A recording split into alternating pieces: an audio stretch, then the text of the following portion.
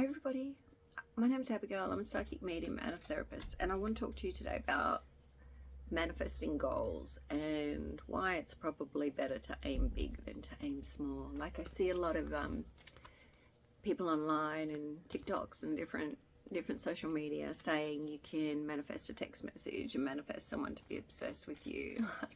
Honestly, let's think about that for a moment. Do you really want someone to be obsessed with you? Because that's almost, for me, that brings up images of stalking. And I can tell you that stalking is one of the massive top danger signals in family violence. So I'd be really careful about going down the path of someone being obsessed with you and someone wanting you, and because really you're doing it from this space, and that's not a good place to be. Like, look at that. Look at that. That's just a fearful place. So if you're wanting that, be really careful about how you choose your words. Like, you can be pursued, but honestly, okay, let me tell you something. When you're feminine, in your magnetic energy, in your true magnetic energy, and you've done all the healing and all the integrating of all the other stories that you have about yourself that weren't true, that you picked up along the way in life,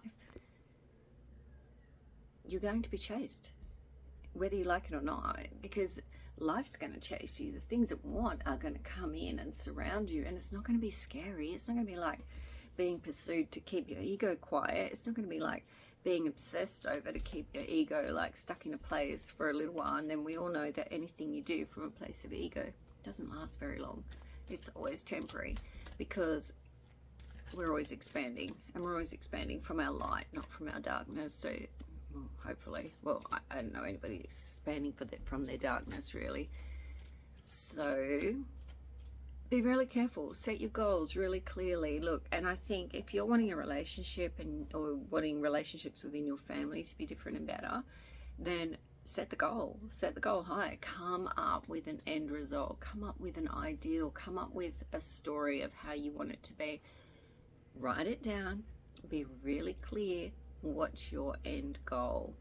Because what do you want? Why are you manifesting? What do you want? What fulfillment do you want? And if it's big, and I reckon you should aim big, because everything else in your life will pull into it. So aim big. If you're aiming for marriage, if you're aiming for a live-in relationship, if you're aiming for a connected family, go to your ideal.